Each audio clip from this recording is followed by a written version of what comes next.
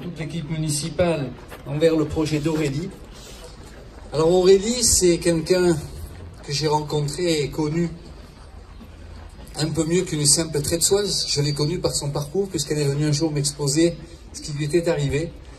Et je crois que, je ne dirais pas parce que ça serait mal interprété, vous savez que les gens ont parfois vos esprits, je ne dirais pas que c'est une histoire de cœur entre nous, pas du tout, mais je dirais que vous m'avez ému. Et dès le premier jour, quand vous êtes venu me voir dans mon bureau, je vous ai dit, vous pouvez compter sur mon total soutien pour la cause que vous défendez, parce qu'elle est noble, et je pense que c'est un très bel exemple pour vous tous. Vous savez, la vie, elle n'est pas facile tous les jours, et malheureusement, on n'est pas toujours responsable de son devenir. Alors on a ses propres gènes qui nous conduisent, et pour lesquels on ne peut pas faire grand-chose. Mais après, il y a les éléments de la vie qui font qu'avec les éléments de la vie, on a plus ou moins de réussite, on a plus ou moins de bonheur, on a plus ou moins de succès. Et parfois, on a des déboires. Alors Aurélie, tu as eu un grand malheur il y a 16 ans, c'est ça? Un grand malheur il y a 16 ans.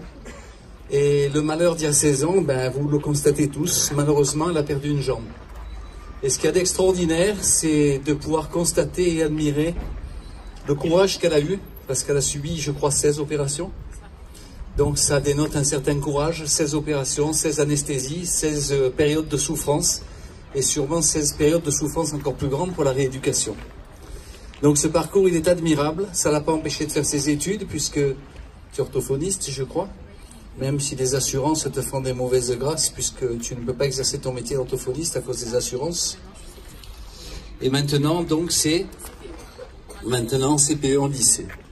Donc on est là pour la soutenir, puisqu'elle a décidé de dire haut et fort que malheureusement dans la vie, ce que je vous disais, parfois les événements sont dramatiques, mais que quand on a le moral et quand on a un projet, même si on a une jambe en moins, on garde le moral et ça n'empêche pas de mener une vie trépidante. Et cette vie, vous la mangez à peine dents. Donc on est ravis de voir votre évolution personnelle. Et on est là aujourd'hui pour vous soutenir parce qu'elle a décidé de faire un Tour de France. Alors un Tour de France, pourquoi faire, vous allez dire? Un Tour de France tout simplement pour essayer de porter son moral auprès de ceux qui ont vécu les mêmes souffrances, auprès de ceux qui vivent mal les rééducations, les centres de soins, et pour montrer que quand on a le moral et la santé, même devant des éléments déchaînés, on arrive à s'en sortir très bien. Merci.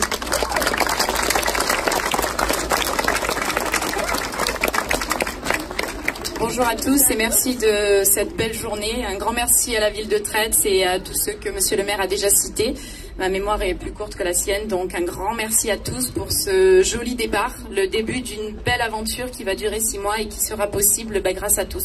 Grâce à vous ici, grâce aux enfants et grâce à tous ceux qui, comme vous aujourd'hui, vont se mobiliser dans toute la France pour nous permettre d'aller diffuser ce message d'espoir.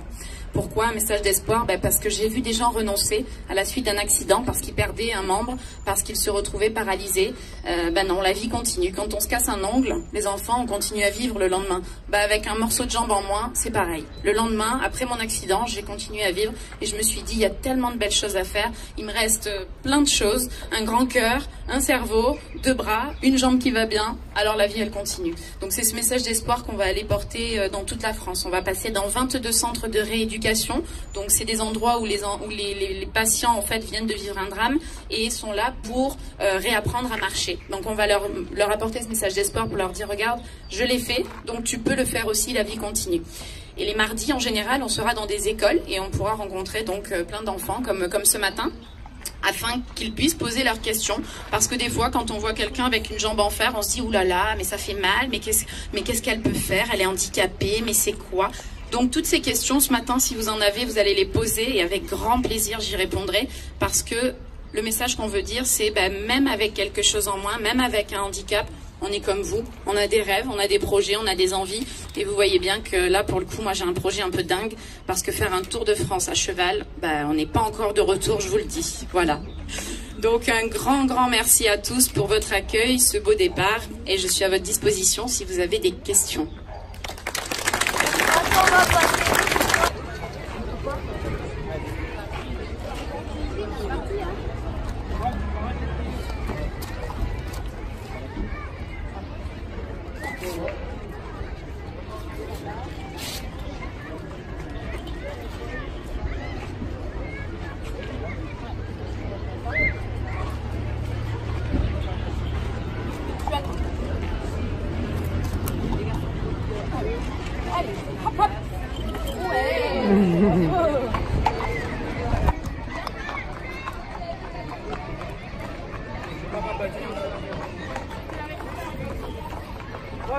Venez me prendre la badine dans le second.